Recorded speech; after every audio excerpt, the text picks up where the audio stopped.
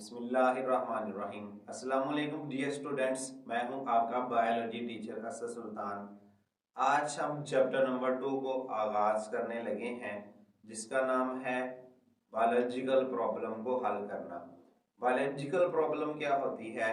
कोई भी ऐसा सवाल जो जानदारों से मुतल्लिक हो, ठीक है, जिसका जवाब मौजूद ना हो, उसे हम बायोलॉजिकल प्रॉब्लम कहते हैं। ठीक है, तो उस बायोलॉजिकल प्रॉब्लम को हल करने के लिए हम जो तरीकाकार इख्तियार करते हैं उसको हम बायोलॉजिकल मेथड कहते हैं। आज जो है वो हम देखेंगे इस बायोलॉजिकल मेथड के कौन कौन से मराहल होते हैं, इसमें किसी भी प्रॉब्लम को कैसे हल किया जाता है। फिर उसके बाद हम इस चैप्टर में उसी बायोलॉजिकल मेथड को इस्तेमाल करते हुए मुख्तलिफ प्रॉब्लम्स को भी हल करेंगे। तो सबसे पहले हम देखेंगे बायोलॉजिकल मेथड क्या है, ये उसके जो आगे स्टेप्स हैं, इक़दामात हैं, वो कौन कौन से हैं, उनको हम भी डिस्कस करेंगे स्टेप बाय स्टेप। तो सबसे पहले हमारे पास है बायोलॉजिकल मेथड की तारीफ। वो साइंटिफिक मेथड जिसमें बायोलॉजिकल प्रॉब्लम्स को हल किया जाता है, बायोलॉजिकल मेथड कहलाता है। ठीक है, तो वो मेथड जिसमें हम बायोलॉजिकल प्रॉब्लम को हल करते हैं, बायोलॉजिकल मेथड कहते हैं। बायोलॉजिकल मेथड ने तकरीबन 500 सालों से साइंसी तहकीक में एक अहम किरदार अदा किया है। ठीक है, यानी 500 ईयर से जो है ये मेथड इस्तेमाल होता आ रहा है। माजी में 1590 यानी गलीलियो के तजर्बात से लेकर मौजूदा तहकीक तक बायोलॉजिकल मेथड ने मेडिसिन, इकोलॉजी, टेक्नोलॉजी वगैरह की तरक्की में अहम किरदार अदा किया है। 1590 में जब गलीलियो ने अपने एक्सपेरिमेंट्स किए थे, ठीक है, आप फिजिक्स में इनको पढ़ते हैं, तो वहाँ से लेकर अब तक ये जो है वो बहुत सारे फील्ड्स के अंदर अपना किरदार अदा करता आ रहा है। ठीक है, बायोलॉजिकल मेथड्स के मुख्तलिफ मराहल। एक बायोलॉजिकल प्रॉब्लम को हल करने के लिए एक बायोलॉजिस्ट मंदरजा झैल मराहल से गुजरता है। बायोलॉजिकल प्रॉब्लम की पहचान करना, मुशाहदात करना, हाइपोथेसिस तश्कील देना, डिडक्शन बनाना, तजर्बात करना, नताइज का खुलासा करना और नताइज को रिपोर्ट करना। अब इन सारी चीज़ों को, अब इन सारे मराहल को हम एक जो है वो कॉमन एग्जाम्पल के साथ देखते हैं। फिर जो है वो हम इनकी बुक वर्डिंग के ऊपर डिटेल से डिस्कस करेंगे इसको। तो सबसे पहले है बायोलॉजिकल प्रॉब्लम की पहचान करना। तो हम एक जनरल एग्जांपल लेते हैं कि एक इंसान फॉर एग्जांपल वो तरबूज लेने जाता है, ठीक है, वाटरमेलन जिसको हम कहते हैं, तरबूज। अब वो अगर तरबूज लेने जाता है, ठीक है, तो सबसे पहला जो मरहला है वो हमारा है बायोलॉजिकल प्रॉब्लम। ठीक है, अब ये नॉर्मल मैं एक रूटीन जो है वो लाइफ से आम मामूल से एक एग्जांपल उठा के बता रहा हूँ, ताकि आप इन चीज़ों को, ये शब्द होते क्या हैं, इनको सही से समझ सके। ठीक है, कि एक मरहले से दूसरे मरहले में हम कैसे जाते हैं, दूसरे से तीसरे मरहले में, ठीक है, हम कैसे जो है वो मूव कर रहे होते हैं। तो अब पहला हमारा स्टेप है बायोलॉजिकल प्रॉब्लम। तो बायोलॉजिकल प्रॉब्लम जो है वो कोई भी ऐसा सवाल है जो या तो बायोलॉजिस्ट के जहन में खुद आएगा या कोई दूसरा इंसान उस बायोलॉजिस्ट से, उस साइंसदान से पूछेगा। अब अगर हम तरबूज की एग्जांपल लें, तो लेट्स सपोज ये एक इंसान है, उसका खुद दिल कर जो है वो कर पड़ा कि तरबूज खाने का, या घर में से उसकी फैमिली में से उसको कोई कह देता है कि तरबूज ले आओ। ठीक है, तो ये उसको जो है वो, अब ये हमारे पास कह लें कि प्रॉब्लम की पहचान हो गई कि करना क्या है, असल में तरबूज लेकर आना है। तो अब उसको अपने काम की, यानी जो उसने करना है उसकी पहचान हो चुकी है। तो पहला मरहला कंप्लीट हो गया। दूसरा मरहला है मुशाहदात करना। मुशाहदात 5 हिस्सों के साथ, 5 सेंसेस के साथ किए जाते हैं जो अल्लाह ताला ने इंसान को नवाजी हैं। इंसान के पास हिस्से खमसा, 5 हिस्से मौजूद हैं, जिसमें हमारे पास देखने की हिस्स, सूंघने की हिस्स, चखने की हिस्स, सुनने की हिस्स और महसूस करने की हिस्स मौजूद है। ठीक है, अब मुशाहदात इन 5 सेंसेस के साथ किए जाते हैं, इन 5 हिस्सों के साथ किए जाते हैं। तो अब जो है वो इंसान जो है वो मार्केट में जाएगा, बाजार में जाएगा, वो सारी चीज़ों को ऑब्जर्व करेगा, मुशाहदा करेगा कि किसके पास तरबूज हैं, किसके पास नहीं है, किसके पास अच्छे हैं, किसके पास जो है वो जो तरबूज अच्छे नहीं हैं, किसके पास महंगे हैं, किसके पास सस्ते हैं, यानी ये सारी चीज़ें वो ऑब्जर्व करेगा। अब मुशाहदात दो तरह के होते हैं, मिकदारी मुशाहदात और माहिती मुशाहदात। मिकदारी मुशाहदात जो है वो बेहतर होते हैं। मिकदारी मुशाहदात, लेट्स सपोज कि दो दो लोगों के पास जाता है जिसके पास उसको तरबूज अच्छे लगे, ठीक है। अब एक जो है वो 10 रुपए किलो बेच रहा है, दूसरा इंसान जो है वो 20 रुपए किलो बेच रहा है। तो अब अगर हम ये इस लिहाज से बताएं कि ये इंसान, ठीक है, ये सस्ता बेच रहा है, दूसरा इंसान महंगा बेच रहा है, तो कितना सस्ता कितना महंगा बेच रहा है हमें कोई वैल्यू की जो है वो आइडिया नहीं हो रहा, कितने जो है वो रुपए किलो वो बेच रहा है, यानी कुछ भी हमें सिर्फ इतना पता चल रहा है कि एक इंसान सस्ता बेच रहा है, दूसरा महंगा बेच रहा है, ठीक है। तो ये जो है वो असल में हमारे पास जो माहिती मुशाहदा, जिसमें से माहियत यानी इसकी सिर्फ कह लेकिन नौयत बताई गई है कि एक सस्ता बेच रहा है, दूसरा महंगा बेच रहा है, कितना सस्ता कितना महंगा कितने रुपए किलो बेच रहा है कुछ भी क्लियर नहीं है।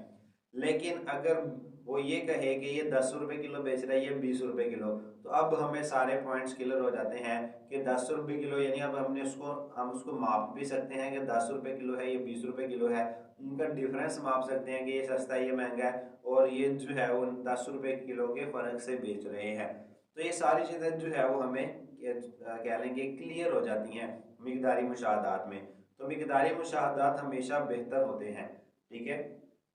उसी तरह अब उसके बाद वो सारा कुछ ऑब्जर्व करने के बाद किसी एक इंसान के पास, किसी एक जो है वो तरबूज बेचने के पास चला जाता है। अब उसके पास बहुत सारे तरबूज पड़े होते हैं, ठीक है। तो नॉर्मली जब हम भी तरबूज लेने जाते हैं तो हम इतने सारे तरबूजों में से कोई एक तरबूज जो है वो सिलेक्ट करते हैं। तो इसी तरह वो इंसान एक तरबूज को सिलेक्ट करता है, इतने सारे तरबूज पड़े होते हैं। अब वो तरबूज जो है उसने क्यों सिलेक्ट किया, ठीक है। तो सारा ऑब्जर्व करने के बाद उसने इतने सारे तरबूजों में से किसी एक तरबूज को जो है वो सिलेक्ट किया कि ये वाला जो है वो दे दो। अब उस तरबूज को उसने इसलिए सिलेक्ट किया कि उसको लगा कि ये तरबूज जो है वो अच्छा होगा या मीठा होगा। अब उसमें उसको लगा, ठीक है, क्योंकि उसने ऑब्जर्व किया सारी चीज़ों को, तो उसने अब अपनी तरफ से फर्ज कर लिया कि ये जो तरबूज मैंने सेलेक्ट किया है ये अच्छा है या ये मीठा होगा। अब ये जो फर्ज की हुई बात होती है ना, ये हमारा नेक्स्ट स्टेप है जिसको हम हाइपोथेसिस कहते हैं, ठीक है। मफरूज़ा उर्दू में हम इसको कहते हैं। अगर हम सही लैंग्वेज यूज़ करें उर्दू की, तो हाइपोथेसिस को मफरूज़ा यानी फर्ज की हुई बात कहा जाता है, ठीक है।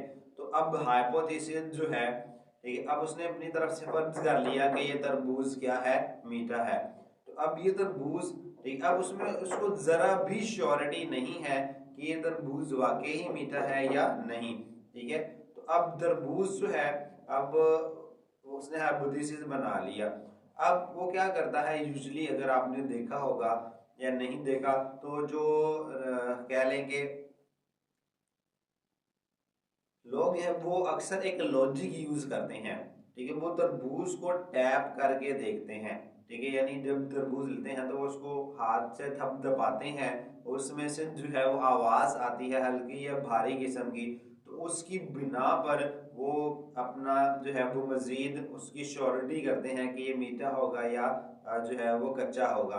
तो यूजली आवाज जो है वो भारी होती है या बारीक होती है, तो इस चीज़ को परख कर लोग जो है वो क्या अपना एतमाद बढ़ाते हैं कि ये तरबूज मीठा है या कच्चा है, ठीक है। तो अब लेट्स सपोज कि वो लॉजिक ये है कि अगर आवाज़ भारी आएगी तो तरबूज मीठा है, और अगर आवाज़ बारीक या हल्की होगी तो वो जो तरबूज है वो कच्चा होगा। अब इस सारी चीज़ों को देखते हुए, ठीक है, अगर उस इंसान ने टैप किया, थपथपाया और आवाज जो है वो भारी है, तो उसको अब थोड़ा सा यकीन ज्यादा हो जाएगा कि ये तरबूज जो है वो मीठा है। जब वो हाइपोथेसिस यानी उसने तरबूज को सिलेक्ट किया था, तब उसको थोड़ा सा भी आइडिया नहीं था कि ये मीठा है, ठीक है। उसने अपनी तरफ से सिर्फ फर्ज किया था, यानी 50% चांसेस थे कि वो मीठा हो और 50% चांसेस थे कि वो कच्चा हो। लेकिन तब दबाने के बाद उसने अपनी लॉजिक, उसने अपनी मंतिक यूज़ की, ठीक है। तो उसके बाद, ठीक है, उसको लगा कि ये मीठा होगा, यानी वो उसका थोड़ा सा एतमाद, लाइक हम कह लें कि 50 से वो 70% श्योर हो गया कि ये तरबूज क्या होंगे, मीठे होंगे, ठीक है। तो यहाँ से जो है उसको हम कहते हैं डिडक्शन, कि लॉजिक, मंतिक को इस्तेमाल करते हुए हाइपोथेसिस जो है उनको उसके अंदर एतमाद बढ़ाना। स्टेटमेंट हाइपोथेसिस वाली ही रहती है, ठीक है, सिर्फ जो लॉजिक है वो हम इस्तेमाल करते हैं। उसके बाद जो सबसे अहम मरहला होता है वो होता है तजर्बात का। तजर्बात कैसे किए जाते हैं? तो तजर्बात जो है हम सिंपल है, तो उसमें जो है वो हम उसको कट करके जो है वो एक छोटा सा पीस निकाल के देखते हैं। तो अगर दो मीठा हो, पक्का निकला हो, तो फिर हम उसको नेक्स्ट कह लेंगे। अगले दो स्टेप्स हैं वो नॉर्मल, कि हम उसको पैक कर बाहर घर ले आते हैं, ठीक है। और अगर वो कच्चा निकला है तो क्या करते हैं, वापस तो नहीं आ जाते, जाहिर है कि हमने जो है वो तरबूज लेकर जाना है।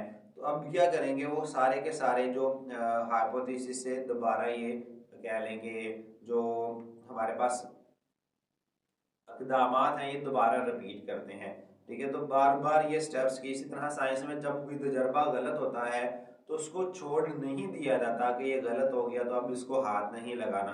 तो उसको बार बार रिपीट किया जाता है नए सिरे से, नए तरीके से, ताकि जब तक ये सही साबित ना हो ये तजर्बात चलते रहते हैं। उसके बाद नताइज का खुलासा, तजर्बा से जो भी रिजल्ट्स निकलते हैं उनको जो है वो हम अरेंज करते हैं, ऑर्गेनाइज करते हैं, तरतीब देते हैं। फिर उसके बाद जो है वो उसको रिपोर्ट कर देते हैं, ठीक है, यानी उसको जो है वो पब्लिश कर देते हैं। फिर हाइपोथेसिस जो है वो रिपोर्ट करने के बाद थ्योरी बन जाता है, उसमें मजीद एक्सपेरिमेंट्स होते हैं, ठीक है। थ्योरी में मजीद एक्सपेरिमेंट होने के बाद उसको लॉ या प्रिंसिपल बना दिया जाता है, ठीक है। तो ये जनरल एक एग्जाम्पल था कि आपको क्लियर हो जाए आम अल्फाज में कि ये असल में जो स्टेप्स हैं, ये जो इकदामात हैं, ये है क्या, इनमें किया क्या जाता है, और एक स्टेप से अगले स्टेप में जंप कैसे किया जाता है। अब हम आते हैं बुक वर्डिंग के ऊपर कि ये चीजें हैं क्या चीज। सबसे पहले बायोलॉजिकल प्रॉब्लम की पहचान। तो बायोलॉजिकल प्रॉब्लम से मुराद जानदारों से मुतल्लिक ऐसा सवाल है जो या तो कोई शख्स या अदारा बायोलॉजिस्ट से पूछता है, या जो बायोलॉजिस्ट के जहन में खुद ब खुद आता है, ठीक है। तो यानी कोई भी सवाल जो जानदारों से मुतल्लिक है, कोई भी शख्स पूछेगा या बायोलॉजिस्ट के जहन में खुद आ जाए, उसे बायोलॉजिकल प्रॉब्लम कहते हैं। सेकंड, मुशाहदात। मुशाहदात की इकसाम। मुशाहदात की मंदरजा झेल दो इकसाम होती हैं, माहिती मुशाहदात और मिकदारी मुशाहदात। माहिती जो मुशाहदात हैं और मिकदारी वो क्या होते हैं? मिकदारी मुशाहदात को माहिती मुशाहदात से ज़्यादा दुरुस्त माना जाता है क्योंकि ये मुतगैर नहीं होते, मापे जा सकते हैं, इनका इंदराज हिंदुओं की सूरत में किया जा सकता है। मुतगैर क्या होता है? वेरिएबल जिसको आप पढ़ते हैं मैथ के अंदर, जैसे एक्स वाई जी जो होते हैं वो मुतगैर कहलाते हैं, वेरिएबल। क्यों? क्योंकि उनकी जो वैल्यू है, हाँ, एक्स की वैल्यू हमेशा एक जैसी नहीं आती, एक्स की वैल्यू हमेशा 5 नहीं आती, कभी 6 भी होती है, 7 भी, मतलब कुछ भी वैल्यू हो सकती है डिजिट्स के अंदर, पॉइंट्स में हो सकती है, बटे के अंदर हो सकती है। तो इसकी वैल्यू हमेशा चेंज होती रहती है। तो ये ए बी सी या एक्स वाई जी जो होते हैं नॉर्मली हम इनको मुतगैर यानी वेरिएबल्स कह रहे होते हैं। तो मिकदारी मुशाहदात मुतगैर नहीं होते, यानी ये चेंज नहीं होते, ठीक है, मापे जा सकते हैं, हम इनको माप सकते हैं, वैल्यू इसका जो है वो निकाल सकते हैं।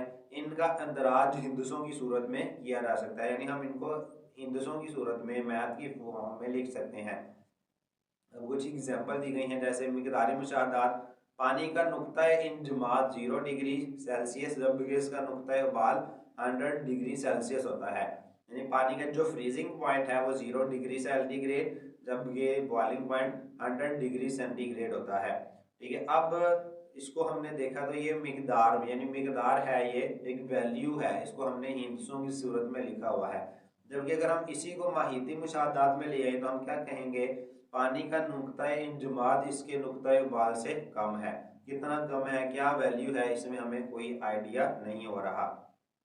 इसी तरह 1 लीटर पानी का वजन 1000 ग्राम, जबकि 1 लीटर एथेनॉल का वजन 789 ग्राम होता है, ठीक है। तो 1 लीटर पानी हो उसका वजन 1000 ग्राम है और 1 लीटर एथेनॉल का वजन 789 ग्राम है। जबकि अगर हम इसको माहिती मुशाहदात की शक्ल में लिखें तो पानी का 1 लीटर एथेनॉल के 1 लीटर से भारी होता है।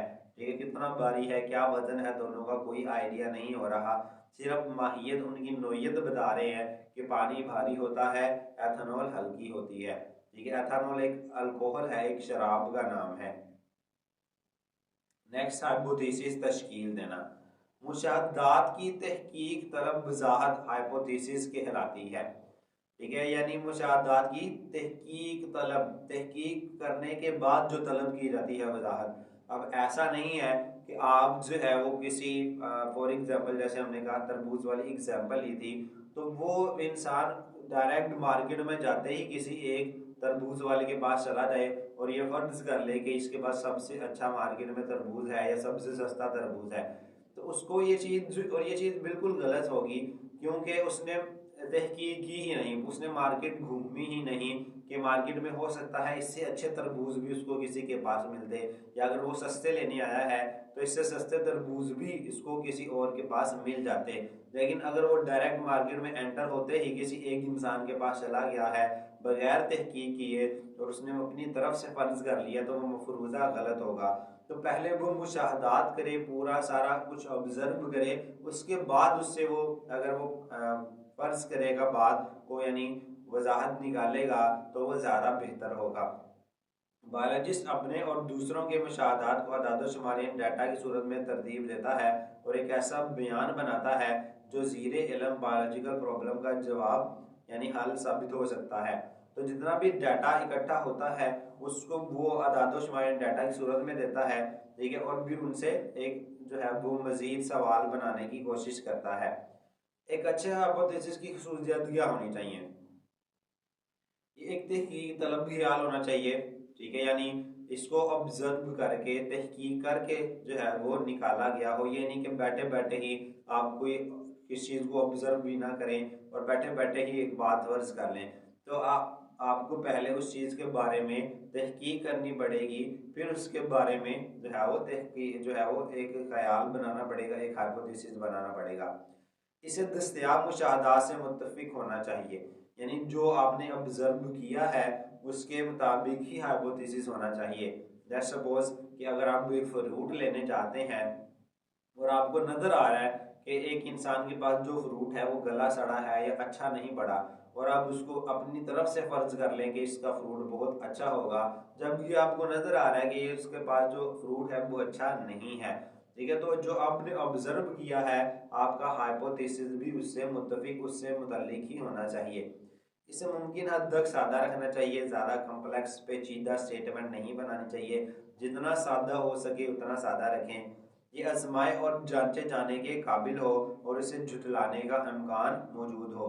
ठीक है, तो ये इसको जांच सके, यानी इसके ऊपर एक्सपेरिमेंट्स, कोई ऐसी बात नहीं करनी, हाइपोथेसिस कोई ऐसी स्टेटमेंट ना हो जिसके ऊपर एक्सपेरिमेंट्स ही ना पॉसिबल हो। ठीक है, तो ये ऐसा जो है वो स्टेटमेंट हो जिसको परख सकें, जिसके ऊपर तजर्बा कर सकें और उसे जुटलाने का इम्कान मौजूद हो। हाइपोथेसिस का मैंने मतलब बताया था मफरूज़ा, फर्ज की हुई बात। तो हाइपोथेसिस को जुटलाया भी जा सकता है, ज़रूरी नहीं कि जो बात फर्ज की गई है वो हमेशा सही साबित होगी। हम हाइपोथेसिस कहते ही फर्ज की हुई बात को है, यानी जिसके बारे में आप श्योर नहीं है। तो अगर आप एक चीज़ के बारे में, एक बात के बारे में बिल्कुल 100% यकीन रखते हैं तो जाहिर है वो हाइपोथेसिस नहीं होगी। ठीक है, तो उसको झुठलाने का इम्कान भी नहीं होगा। तो हाइपोथेसिस को हमेशा झुठलाए जाने का इम्कान भी मौजूद होता है। दूसरे अल्फाज में कोई ऐसा तरीका ज़रूर मौजूद होना चाहिए जिसे हाइपोथेसिस को गलत साबित किया जा सके, यानी इसे रद्द किया जा सके, यानी ऐसी चीज़ भी मौजूद हो जिसकी वजह से, जिसकी मदद से हम हाइपोथेसिस को गलत भी साबित कर सकें। नेक्स्ट है डिडक्शंस। वो डिडक्शंस हाइपोथेसिस के मंतकी नताइज को कहा जाता है, मंतिक। ठीक है, लॉजिक इस्तेमाल करना। ठीक है, तो किसी भी तरह की लॉजिक इस्तेमाल करके, ठीक है, हाइपोथेसिस से कोई नतीजा अखज़ करना डिडक्शन कहलाता है। डिडक्शन के लिए हाइपोथेसिस को दुरुस्त माना जाता है। अब कॉमन सी बात है कि अगले मरहले में जाने से पहले आपको पिछले स्टेप को सही मानना पड़ेगा। ठीक है, अगर आप पहले स्टेप्स के साथ ही मुत्तफिक नहीं है, आप उसको सही नहीं समझते, तो आप अगले मरहले में नहीं जा सकते।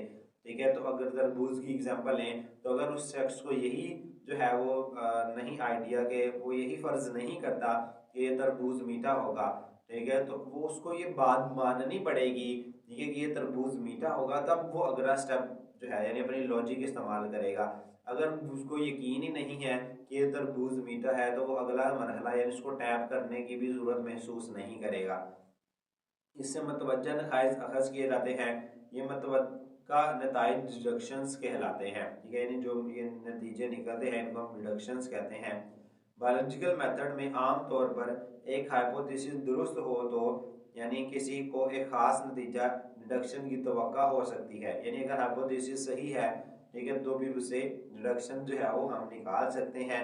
डिडक्शन बनाने के लिए अगर और तब की मंतिक इस्तेमाल की जाती है। तो इसमें इफ और देन, अगर और तब का जो वर्ड है ये इस्तेमाल किया जाता है, ठीक है, अगर और तब, यानी जैसे अगर हम तरबूज वाली एग्जांपल देखें तो अगर आवाज भारी आएगी तब तरबूज मीठा होगा, अगर आवाज हल्की आएगी तब तरबूज कच्चा होगा, ठीक है, या मीठा नहीं होगा। तो अगर और तब के जो वर्ड हैं ये अक्सर इस्तेमाल होते हैं डिडक्शन के अंदर। अब सबसे अहम स्टेप हमारे पास है तजर्बात। बायोलॉजिकल मेथड का सबसे अहम कदम तजर्बात करना है, जो असल में साबित करते हैं कि जो हाइपोथेसिस है वो दुरुस्त है या नहीं। बायोलॉजिकल बायोलॉजिस्ट इसलिए तजर्बात करता है कि जान सके कि हाइपोथेसिस दुरुस्त है या नहीं। हाइपोथेसिस से अखज़ की गई डिडक्शंस को टेस्ट से गुजारा जाता है, ठीक है। तो हाइपोथेसिस से जो डिडक्शंस हम निकालते हैं उसको जो है फिर टेस्ट से तजर्बा से गुजारा जाता है। गलत हाइपोथेसिस रद्द किए जाते हैं, ठीक है, जो गलत होंगे उनको रिजेक्ट कर दिया जाएगा, जबकि दुरुस्त होने वाले हाइपोथेसिस कबूल कर लिए जाते हैं। जो हाइपोथेसिस दुरुस्त होते हैं उनको जो है वो रख लिया जाता है। इससे बायोलॉजिस्ट मालूम करता है कि कौन सा हाइपोथेसिस दुरुस्त है या नहीं। तजर्बात की इकसाम यानी तजर्बात में कंट्रोल। साइंस में जब भी कोई तजर्बा किया जाता है ये एक कंट्रोल्ड तजर्बा होता है। इसमें साइंसदान एक तजर्बाती ग्रुप का मुकाबला, ठीक है, हमें तजर्बाती है का ग्रुप का मुकाबला एक कंट्रोल ग्रुप के साथ करता है। दोनों ग्रुप्स को एक जैसे हालात में रखा जाता है सिवाय जांचे जाने वाले मुतगैर के। यानी जब भी जैसे अगर हम तरबूज वाली एग्जांपल लें मिसाल के तौर पर, तो अगर एक इंसान जो कह रहा है कि तरबूज मीठा है वो तजर्बा करने लगा है, तो दूसरा ऐसा भी साइंसदान हो या ऐसा भी इंसान हो जो उसके ऑपोजिट स्टेटमेंट कहे कि ये तरबूज मीठा नहीं होगा, तो ये कंट्रोल एक्सपेरिमेंट होगा। तो अब होगा क्या ऐसा, यानी दोनों में से किसी एक की बात सही साबित हो जाएगी। अगर तरबूज मीठा होगा तो उसकी बात सही हो जाएगी, अगर नहीं तो दूसरे इंसान की बात सही साबित हो जाएगी। तो उसकी ऑपोजिट स्टेटमेंट को भी देखा जाता है, उसको हम कहते हैं कंट्रोल इन एक्सपेरिमेंट, जज्बात में कंट्रोल करना, ठीक है। और दोनों को एक जैसे हालात में रखेंगे सिवाय उस मुतगैर के जिसको जो है वो मापा जा रहा है। तजर्बाती ग्रुप ऐसे लोगों का ग्रुप जो किसी न किसी तरह मुतासरा हो जिसकी असल वजह मालूम ना हो, मसलन मलेरिया में मुब्तला लोगों का ग्रुप।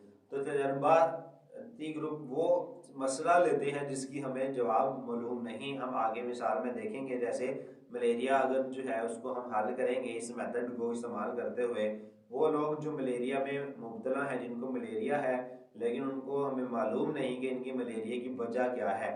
और कंट्रोल ग्रुप में हम गैर मुतासरा लोगों का ग्रुप, मसलन मलेरिया के मामले में सेहतमंद लोगों का ग्रुप, तो उसके मुकाबले में हम ऐसे लोग लेंगे जो बिल्कुल सेहतमंद हैं, ठीक है, यानी जिनको मलेरिया नहीं है।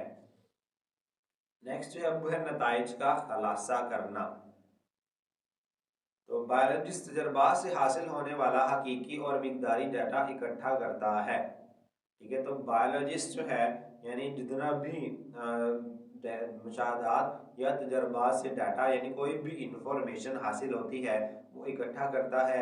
हर ग्रुप से हासिल होने वाला डाटा का औसत निकाला जाता है और इनका शुमारियाती मुवाजना किया जाता है। इनको हम आने वाले लेक्चर्स के अंदर भी देखेंगे, ठीक है। तो हर डाटा से हर ग्रुप से डाटा लेकर उसका एवरेज निकालते हैं, उसको फिर एनालाइज करते हैं। हतमी नतीजा के लिए भी बायोलॉजिस्ट शुमारियाती तज्जिया करता है, ठीक है। तो फाइनल रिजल्ट्स के लिए भी वो क्या करता है कि उसको एनालाइज करता है, उसमें मैथ इस्तेमाल करता है। नताइज की रिपोर्ट करना। बायोलॉजिस्ट अपने हासिल करदा नताइज को साइंसी रसाला या किताब में शाया करवाते हैं। ठीक है, तो जब उसका सारा डाटा किसी भी साइंसदान का, उसने जो भी एक्सपेरिमेंट्स किए वो बिल्कुल सही साबित हो गए, उसके बाद वो उसको पब्लिश करना शुरू कर देते हैं।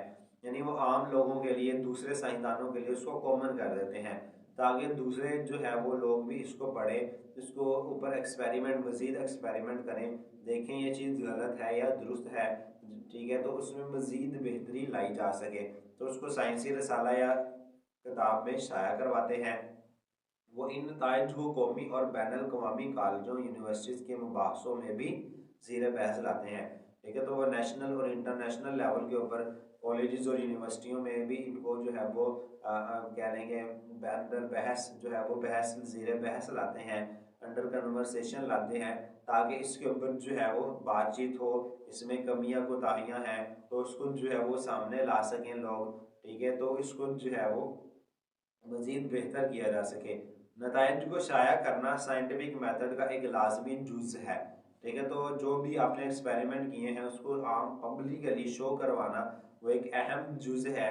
इससे दूसरे लोगों को मौका मिलता है कि नताइज की तस्दीक कर सकें, इससे वो जो रिज़ल्ट निकला है उसको मज़ीद प्रूफ रीड कर सकते हैं, यानी वो क्रॉस चेक कर सकते हैं कि ये सही रिज़ल्ट आते हैं या नहीं। इनका अतलाक दूसरे बायोलॉजिकल प्रॉब्लम को हल करने के लिए कर सकें, और फिर इनको इस्तेमाल करते हुए वो अपने दूसरे मसाइल को भी हल कर सकते हैं। ठीक है, तो ये एक ग्राफिकली रिप्रेजेंटेशन है कि किस तरह बायोलॉजिकल मेथड को जो है वो इस्तेमाल किया जाता है। सबसे पहले बायोलॉजिकल प्रॉब्लम है, अपने हिस्सों मुर्तकज़ और अपने दिमाग को इस्तेमाल करके, लेकिन सिर्फ मुशाहदा करें, वजाहतों की ज़रूरत नहीं है।